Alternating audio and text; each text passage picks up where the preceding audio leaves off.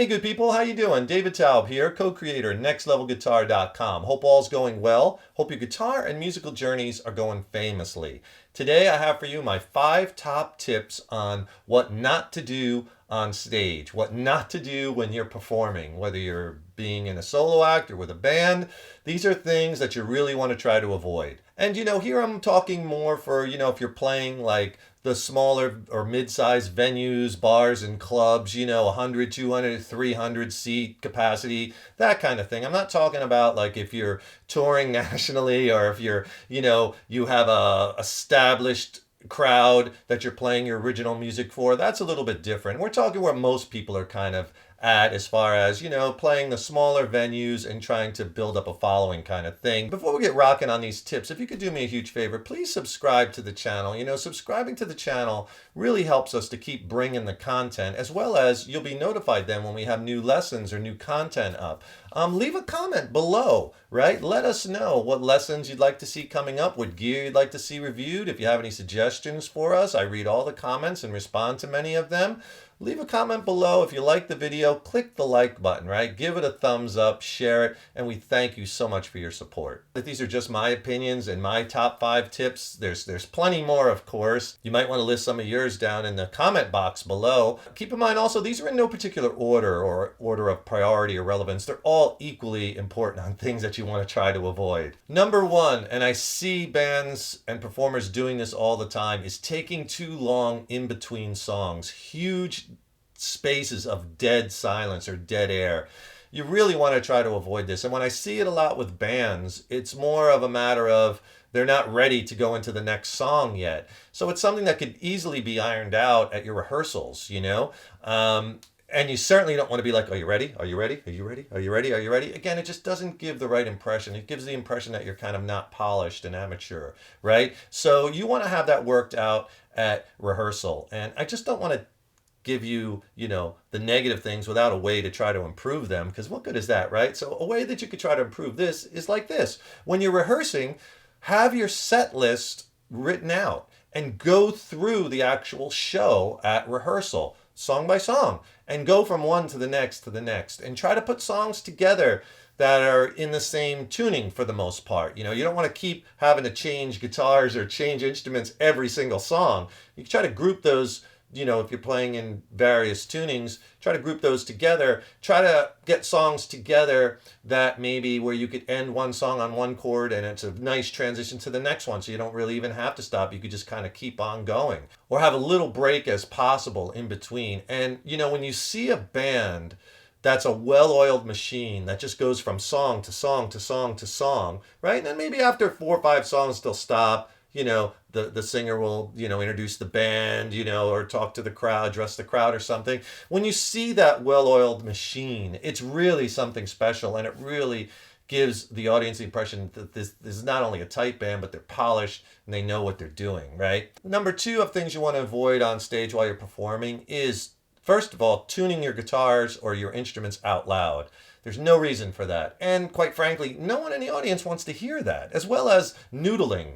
So many times I hear guitar players like in between songs or before or after. I'm not talking about during sound check, but they're just noodling during their performance time. For the guitar players and the bass players, get yourself tuners set up that have mute silent tuning, or have a rig set up where you can kill it and tune your instruments. And for you guitar players listening in, if you'd like some easy ways to dress up your lead guitar playing and soloing, I could really help you with that. Tell you what, click on that link in the YouTube description box below. I'll send you a free video lesson that covers tons of ways that you could easily start dressing up and adding a little flash to your lead guitar playing. I'll also pair that with a very large, packed rock blues soloing ebook. Has I diagram out 29 scales. It's packed with lessons, soloing strategies, and exercises. It's a killer combination video lesson ebook. I'll send them to you for free. Just click on that link below. Third thing, and I see this a lot with bands and performers too, is that they attract attention to mistakes that happen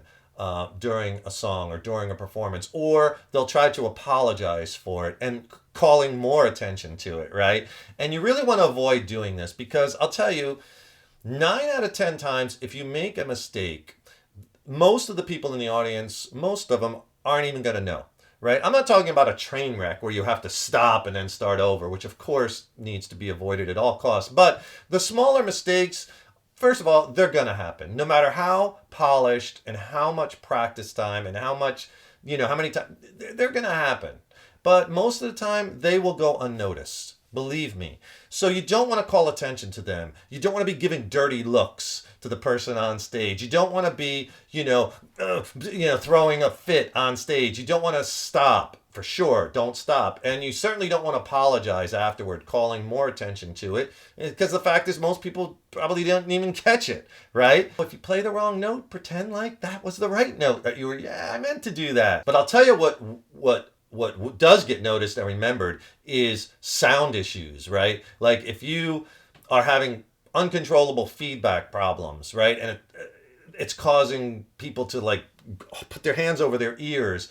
It's shrill and really annoying. People will remember that if you're having PA issues, right? With the PA and the sound is really, people remember that. They remember that. They don't remember, remember that last show? Yeah, the guitar player went to a G and really that it should have went to F. No one remembers that, but they'll remember and they'll talk about the issues with the sound or how the sound wasn't right or the mix wasn't right or that the singer was arguing with the sound man over the microphone. Again, you never want to do that, right? You want to keep your cool. You want to have those issues worked out during sound check and be the most professional that you could be. The fourth tip, things that should be avoided is, kind of forgetting why you are there, right? And most instances for these gigs, you're there for two reasons. You're there to rock the stage, right? And rock the cash register, right? Because, for most of these gigs, you're there providing entertainment to bring your music to people and introduce them to it, right? Definitely. Or, if you're an original band, introducing your music to people, or if you're a cover band, playing entertaining music for them. But you're also there for the venue to sell drinks or food to make money, right? That's the bottom line.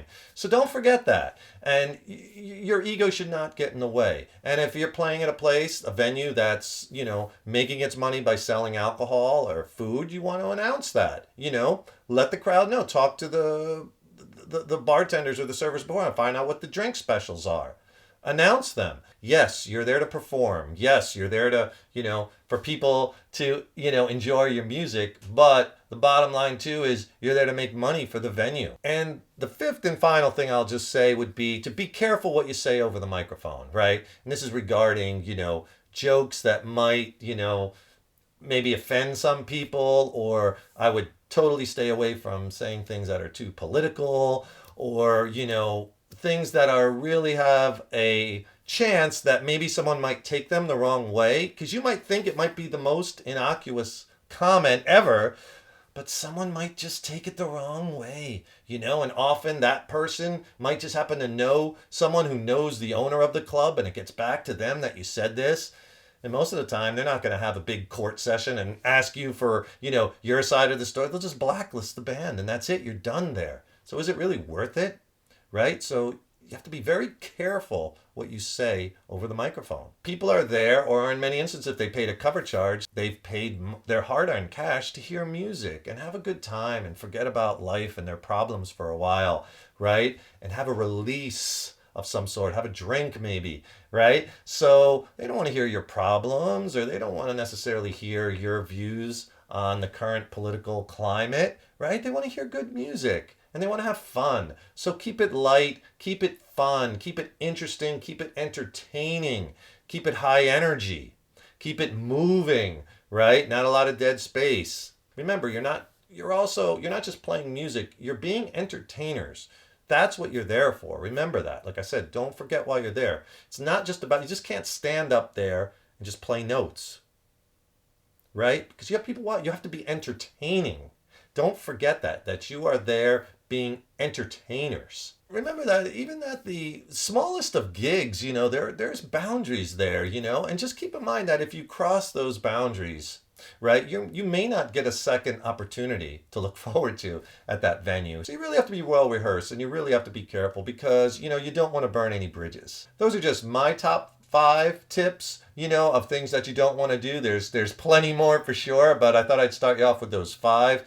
Hey, please stay tuned. I got tons more killer content and lessons coming up. Remember, subscribe to that channel. Really helps us to keep bringing the content, and you'll be notified when we have new lessons up. Don't forget, click on that link below. I'll send you my free killer video lesson on ways that you could really dress up your lead guitar playing, paired with my Rock Blues Soloing ebook, which is a great reference guide you'll use throughout your guitar journey. And hey, if you got a second, I just dropped a new record with my original band Mind Cell. We're based out of San Diego, California here. I think it's a slamming record, some of the best music I've ever written. I'm really stoked about it. It's streaming on all the major platforms, as well as you can get it on CD, or you could download the digital record. I'll put links to all of those below in the YouTube description box, but let me know how you like it. I would love to hear your opinion, as well as if you have any questions on the songs or on what I'm doing in the solos, or the gear I use to get the sounds, or the studio production that we did. Send me your questions. I'd be more than happy to answer them, and let me know what you think of the record. Keep up all that hard work on those guitars, or on trying to get your music out there, or whatever it is musically you're trying to do. Keep at it. Keep plugging away. You can do it. Stay positive. And remember, your guitar playing and your musical journey is an evolution.